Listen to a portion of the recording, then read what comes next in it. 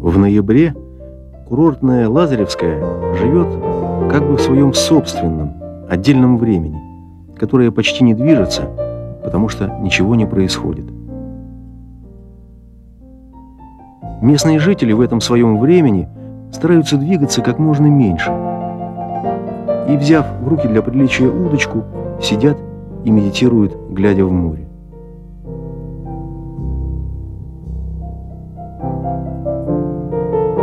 Мастера Лазаревской верфи задумчиво созерцают свои недостроенные лодки, которым, скорее всего, стоять в Иллинге еще долго.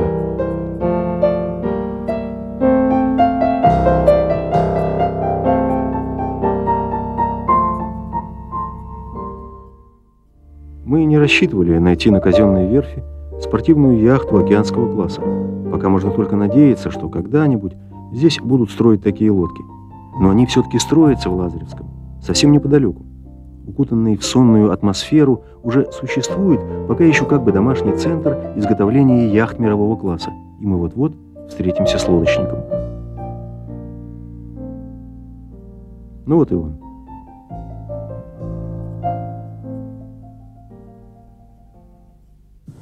Для тех, кто любит яхты. Мы оказались на лодке буквально через 5 минут после встречи с лодочником. Нет, ей-богу, на это нельзя смотреть без слез умиления. Как он ее любит, как он ее холит. Но лодка действительно хороша. Делать красивую яхту еще красивее. Проектирование. И мы в конце концов решили сделать этот качающийся киль и сместить его далеко в корму. Поэтому у нас центр тяжести, в общем-то, немножко сместился в корму. Ну, немножко, может быть, даже прилично. А в чем все-таки преимущество перед килем обычной системы?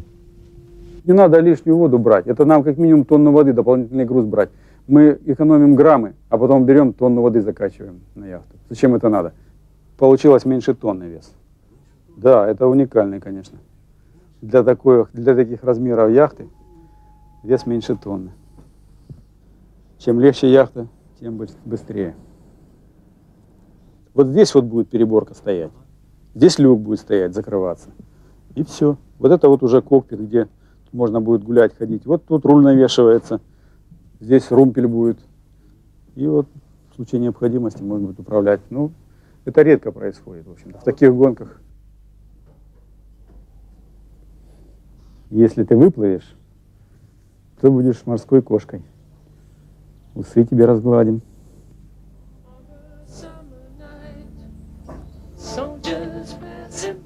Наверное, это так здорово, когда все получается. Знать, что построил именно то, что хотел. Вот о чем он сейчас думает? О том, сколько труда вложено в это? О том, сколько лет он к этому шел? Или, может быть, уже о предстоящей гонке?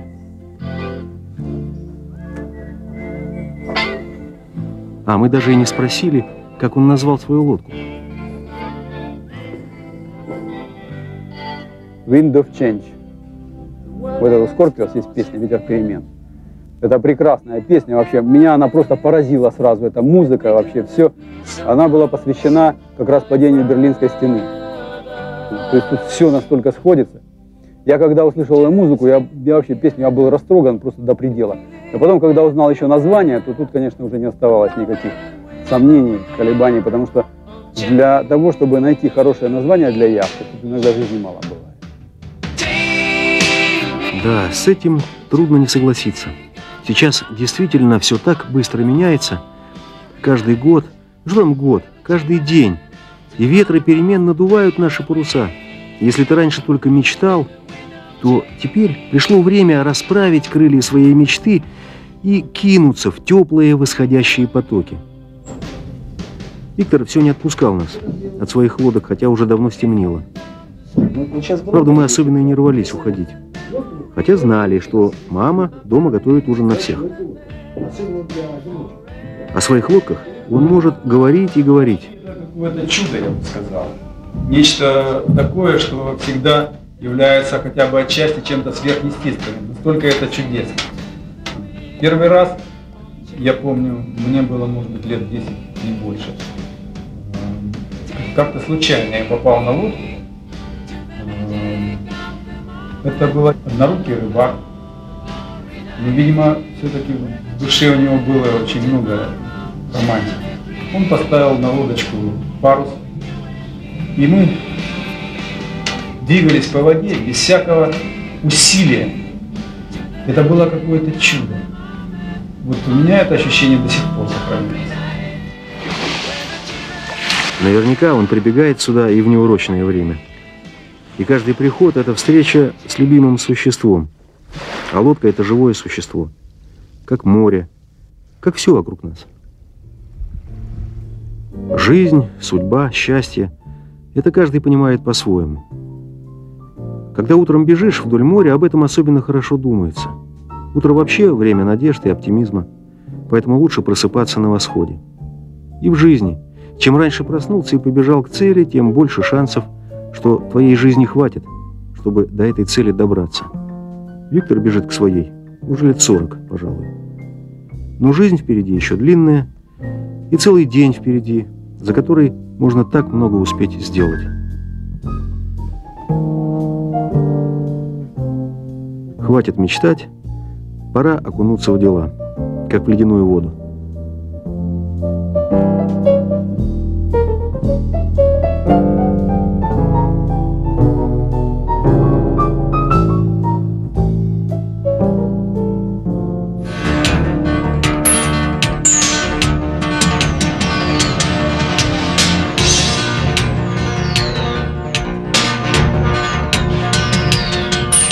Свою знаменитую деревянную яхту «Лагуна» Виктор строил 6 лет из каштана. Почему? Потому что из традиционных судостроительных пород дерева даже знаменитые дуб и тик по многим важным для корабелов показателям уступают каштану. Правда, его надо долго вымачивать, чтобы удалить красящие вещества, потом долго высушивать, чтобы удалить лишнюю влагу, потом, в этих нынешних лодках Виктор использует каштан в виде шпона. Теперь можем наглядно видеть, как у нас сделан корпус яхты, обшивка яхты непосредственно. Центральный слой бальса, которая создает, она самая легкая и создает нам необходимую толщину.